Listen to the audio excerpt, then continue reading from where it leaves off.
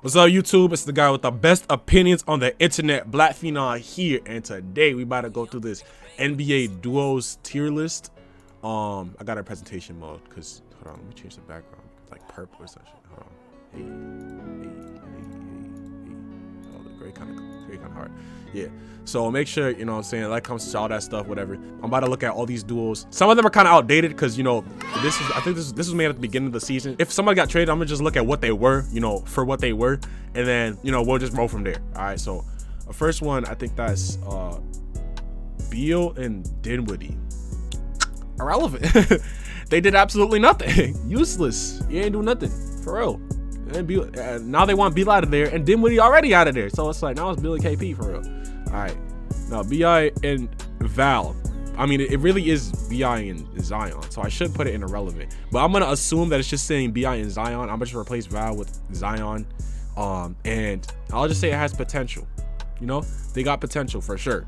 And I mean, honestly, the Pelicans are kind of overachieving the season. They're like the 10th seed. They're gonna make the play-in, and honestly, I think they definitely make the playoffs. So, CP and D-Book, good, very good. In fact, I think I'll reserve popular for like I don't know, like really good. Like you want a chip, but I don't know. I would say like they're like the top of good. I feel like Suns fans would probably hate this. I'm not gonna lie, but that's exactly why I'm doing it. Sabonis and Brock irrelevant. They didn't do anything, and now Sabonis is gone, so irrelevant. Jaylen Brown and Jason Tatum. I would say again good, but they just haven't gotten to that state. Like they peaked early. Actually, I can't even say that for real, but they're not where they need to be. I feel like they're not where they could be based on what we've seen. They're not where they could be. In fact, yeah, I'll put the Suns in there. Actually, no. Detroit, is that Cade and Sadiq? I think that's Cade and Sadiq. I'll say our highest potential. Okay. It's Cade, so I gotta put in highest potential, bro. He's a #1 pick. Doing his thing right now. Sadiq just dropped like 51 the other day, so I gotta put him in. You know, they definitely got a lot of potential. Out down there in Detroit. I said down there, over there. Cole Anthony and Franz Wagner. Again, I'll put them as potential. I like Cole Anthony. I like Wagner. I feel like they definitely got some potential, but I would say this is the correct order as of right now, because you know Zion and BI already got the proven. Zion just has to come back, and then Cade, you know, definitely has some potential. And then Sadiq, I feel like you have to do a little bit more, but Sadiq is on timing. And then yeah, put them boys right there. Curry and Draymond. Yeah, they were on timing. Whenever it was Curry and Draymond, they've won a lot of games. Even though the Warriors kind of fell off a little bit, Curry and Draymond proven to work at this point. You know, unlike Dame and CJ are relevant. They broke up. They should have broken up a long time ago. Theoretically, I would have put them in good, but like no, they haven't done. They haven't done it, bro. Just haven't done it, bro. I'm not one of those people who's like, oh, you haven't won a chip, you haven't done anything, because that's kind of a toxic mindset, to be honest. But no, like no, no. Bulls, DeMar and Zach. First, I would have put them in when DeMar was going crazy, but now I'm gonna just put them in good. In fact, the Celtics are above the Bulls in the standings right now, so I mean, this duo has only lasted one season at this point. You know, I gotta put him in right there. They gotta do a little bit more. DeMar cannot become DeFrozen in the playoffs, or else we're gonna have a problem. Embiid and Tobias, that's not the duo. Whether it was Embiid and Simmons or it was Embiid and Tyrese Maxey, it was never Harris, dog. I'm not gonna lie. I don't care. Just because you put with Harris, I'm not gonna say him with Harden. I'm just gonna say because you put him with Harris. No. Fox and Halliburton never did anything. Unfortunately, they had some potential, but they never did anything, and they broke up. So, you know, by force, and they weren't going anywhere the way they were looking. I don't know. With the roster they had around them, they weren't going anywhere. Let's be honest. So I would just put them either in air or just like top of irrelevant, because I actually like them kind of. Van Vliet and Siakam. I mean, they did win a chip, but that wasn't the duo that won the chip. But I'll put them in like good, because they're leading the roster for real. Like Pascal's all NBA player right now. I don't know why he wasn't an all-star. Van Vliet is definitely all-star player, very elite, great leadership, learned from Lowry and whatnot. These are two very good players. I'll definitely put them right here. Good, very good even. Garland and Allen, definitely the top of has potential. I think they definitely have. I feel like they have more potential than all these guys, to be honest. I'm not gonna cap. I'm not gonna cap. That might be a hot take, but I don't know. I mean, they're already overachieving in the one season where they got Mobley, so I feel like, boom, right there. Giannis and Middleton, they just want a chip. Like, I don't know where you want me to put them. Rudy and Dono.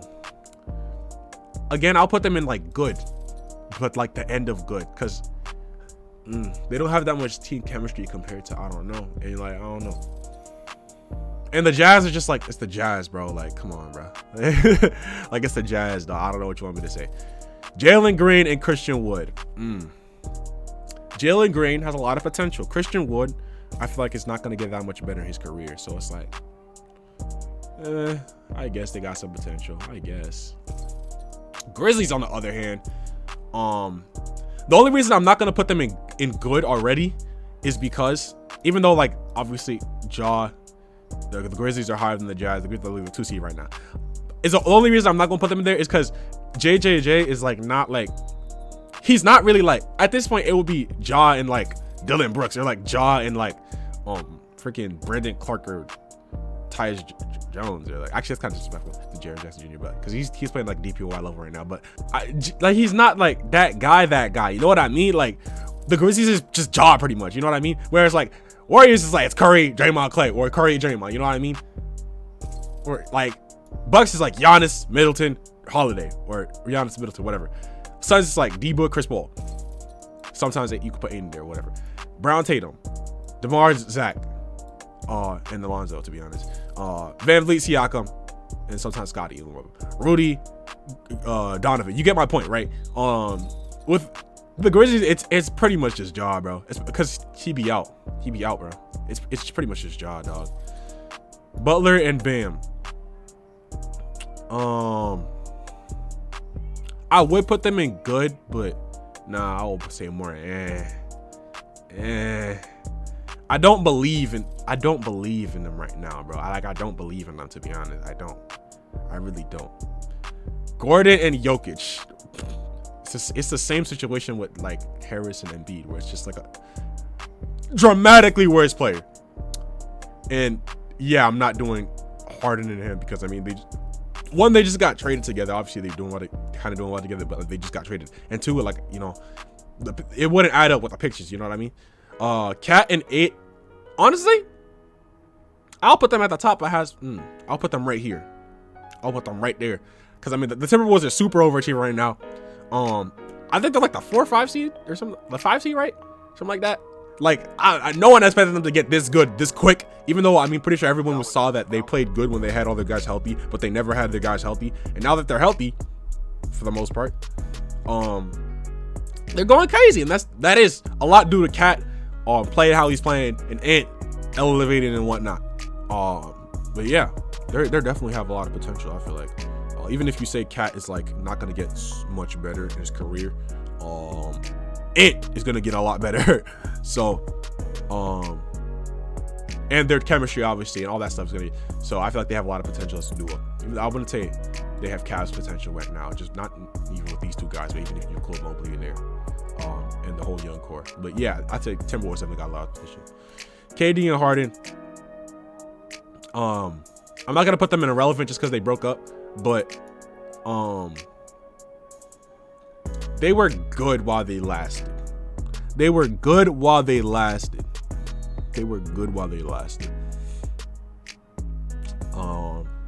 DeJounte and is that Keldon? Potential, like right there. I'm putting him above Cade because DeJounte is obviously more established and whatnot. And DeJounte's just so nice, bro. Like, come on. And Keldon, I feel like Keldon might go crazy a little bit. I don't know. But I'll put him below beyond Zion just because Zion is different. LeBron and AD, I would put them here, but after what they've done this season, I gotta put them like right here, dog. Like right below the Bulls, right above Raptors. Just because, one, Davis hasn't been playing the same way he's been playing. Two, yeah, it's just like, even when like Davis was healthy, right now he's with his doctor, but like even when he was healthy, like he wasn't playing the way he was playing last season. That 3-pointer fell off a cliff, and it wasn't a very high cliff to begin with, but like he fell off a cliff. Yeah. I'll put them right here. Yes, they won a chip, but unlike Curry, who was playing at MVP level, and even if after he fell off, he was still having like a good season. And he was still active as a player. And Draymond was playing DPY level, and the Warriors, even after falling off, are still a 3 seed. Like the Lakers, just off a cliff. They're like the 10 seed, or no, they're like the 9 seed, I think. Whatever. They're gonna make the play-in. They're gonna lose in the play-in. If they win the play-in, they're gonna lose their first round series. Whatever. Mavericks. While it lasted, they were decent. Like they were okay. I'm not putting them with KD and Harden. I'm not putting them with Rudy and Dono. But I'll put them in just because it's Luka. It's big Luka. KP was playing decent in the playoffs. And now he's gone. So I'll put them in. Melo and Bridges. They definitely got some potential right now. But would I put them above the Spurs? Yeah, I'll put them above the Spurs a little bit. But yeah, like it's Melo. That's big Melo, bro. Melo been going crazy. Bridges been going. Bridges was like most improved. Like I'm pretty sure people had him locked. I don't know what happened. I think it was Jaw doing what he's doing that took him out of that conversation. I don't see people talking about Miles Bridges that often, but Bridges been going crazy. Like I had him on fantasy. I did not know he was gonna spaz like that, bro. Like no cap. Now we got Clippers.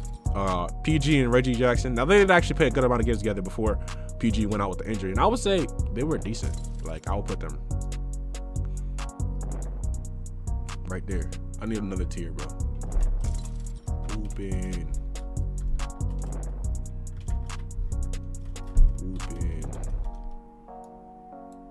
This season, yeah, nah, get out of here. In fact, we're like like this. RJ and Randall. Just because of Randall, you got to go down in the trenches. Because this duo has just, Randall has disappointed. The Knicks have disappointed. But RJ, you can go to buy. No, you can't even go buy his 5 years because that's a big Embiid, bro. This is so disrespectful. I feel like this is with the Heat because they've been out. But like, yeah, I'll put him like right here, just because of the secondary player. The secondary player is just. This just looks wrong because the Heat are the 1 seed right now. But because of what PG and Reggie were doing when Kawhi was out, and then when all their players were just out with injuries, and then what Reggie's doing, I feel like I would just put in respect on the Clippers' name right now. And just because, like, Butler's shooting 9% from 3, bro. Like, what are you doing, bro? Like, what are you doing, bro? But in terms of, like, talent-wise, obviously, like, these guys are, like, right here. But, or in freaking talent, right, they're, like, here. But in terms of what they're doing, like, I don't know, bro. Like, I don't believe in them in the playoffs. That's why I'm just putting them like here, though. I don't believe in them, bro. Dorcher Chamber and Shea, I will put like right here. They have so much potential, no cap.